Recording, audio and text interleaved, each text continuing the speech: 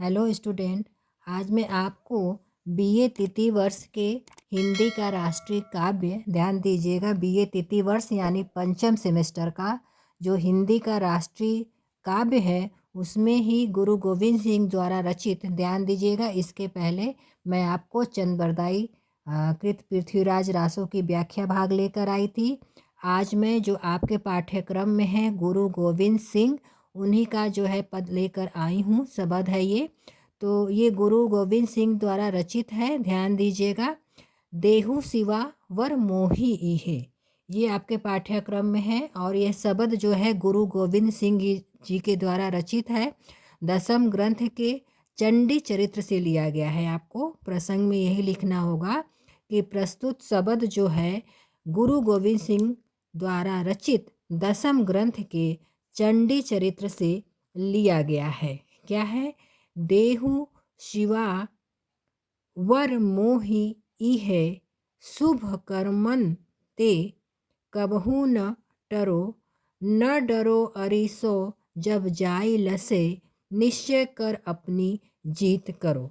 इसमें ये ध्यान दीजिएगा, ये जो शब्द है इसके माध्यम से गुरु गोविंद सिंह जी जो है चंडी की स्तुति करते हुए उनसे वरदान मांगते हैं कि मैं कोई भी कभी भी कोई भी शुभ कार्य करूं तो उसे करने से पीछे न हटूं। तो देहु शिवा वर मोहि इहे, कवि क्या कहते हैं कि हे शिवा आप मुझे ऐसा वरदान दे। देहु शिवा वर मोहि इहे, कि हे शिवा आप मुझे ऐसा वरदान दे कि शुभ कर्मन ते कबहू न टरो, कि मैं कोई भी शुभ कार्य को करते हुए कर्म से, अपने शुभ कर्म से पीछे टरो न हटूं।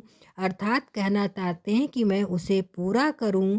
न डरो अरिसो जब जाई लसे, क्या कहते हैं कि मैं कभी भी युद्ध करने जाऊं तो अरि मतलब होता है शत्रु। जब मैं कभी भी युद्ध करने जाऊं तो मैं शत्रुओं से न डरूं, निश्चय कर अपनी जीत करूं, बल्कि उनके विरुद्ध अपनी जीत को पक्की करके आऊं। अब सिख है अपने ही मन को, यह लालच है गुड़ तो उचरो। आगे वो क्या कहते हैं, यह लालच है गुड़ तो उचरू, लेकिन मैं कभी इस बात का लालच न करूं। मैं कभी इस बात का लालच न करूं कि क्या हूँ, हम ही सिख हैं, मतलब हम ही गुणवान हैं।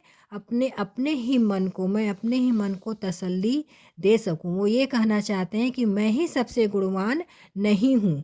और नीचे क्या कहते हैं, जब आव की अहूद निदान बने अतही रण में तब जूझ मरो। और यह कामना करते हैं कि जब आवकी अहुद निदान, जब जीवन का अंतिम समय आए तो अतही रण में तब जूझ मरो, और मैं रणभूमि में युद्ध करते हुए अपने प्राण को त्याग सकूं। ध्यान दीजिएगा, इसमें ब्रज भाषा का प्रयोग किया गया है। एक बार और आपको सिर्फ अर्थ बताते चलती हूँ कि देहु शिवा वर मोही है। कवि कहते हैं कि हे शिवा मुझे आप ऐसे वरदान दे कि मैं शुभ कर्म को करते हुए कभी भी पीछे न हटूं। जब शत्रुओं के साथ मैं युद्ध करने जाऊं तो मैं डरूं नहीं, निश्चय ही अपनी जीत को पक्की करके आऊं। यह लालच थे, यहाँ से अर्थ लिखिएगा, इस बात का लालच न करूं कि मैं ही गुणवान हूँ, मतलब मैं अपने मन को तसल्ली दे रहा हूँ कि मैं गुणवान नहीं हूँ। और मैंने यह कामना की है कि जब जीवन का अंतिम दिन आए तो मैं रणभूमि में युद्ध करते हुए जूझ मरूं, अपने प्राणों को त्यागूं। अब उसी क्रम में मैं आपको कुछ अति लघु उत्तरीय प्रश्न भी बता रही हूँ जो गुरु गोविंद सिंह और भूषण पर आधारित है। ध्यान दीजिएगा, भूषण भी वीर रस के कवि हैं जो रीतिकाल के सर्वश्रेष्ठ कवि माने जाते हैं।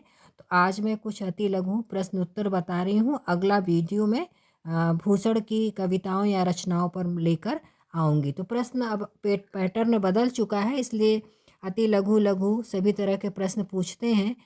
तो मैं आपको कुछ बताते चलती हूँ कि आप इसी आधार पर तैयार करिएगा। अगर आपसे पूछता है कि गुरु गोविंद सिंह का जन्म कब और कहाँ हुआ था, तो आप सभी जानते भी होंगे, कुछ नहीं भी जानते होंगे।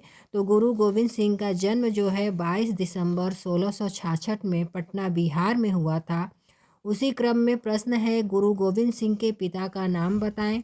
तो गुरु गोविंद सिंह के पिता का नाम गुरु तेग बहादुर, जो सिखों के 9वें गुरु हैं। गुरु गोविंद सिंह की कुछ प्रमुख रचनाओं के नाम अगर लिखने के लिए आता है तो गुरु गोविंद सिंह की कुछ प्रमुख रचनाओं में जाप साहिब, जफरनामा, खालसा महिमा, बचीहा नाटक आदि है। अगर आपसे प्रश्न पूछता है कि सिखों के धार्मिक पुस्तक का नाम, तो ये आप सभी जानते हैं, सिखों के धार्मिक पुस्तक का नाम गुरु ग्रंथ साहिब है। प्रश्न अगला है कि भूषण किस काल के कवि माने जाते हैं, तो अभी आपने बताया है कि भूषण जो है रीति काल के यानी उत्तर मध्यकाल के कवि माने जाते हैं। इनकी भी प्रमुख रचनाओं की इनकी भूषण की 3 प्रमुख रचनाओं के नामों में शिवराज भूषण, शिवाबामनी, छत्रसाल दशक के नाम आते हैं। और भूषण का सबसे प्रिय रस वीर रस है। अगला उसी क्रम में कि छत्रसाल दशक में कितने छंद हैं, तो छत्रसाल दशक में 10 छंद हैं।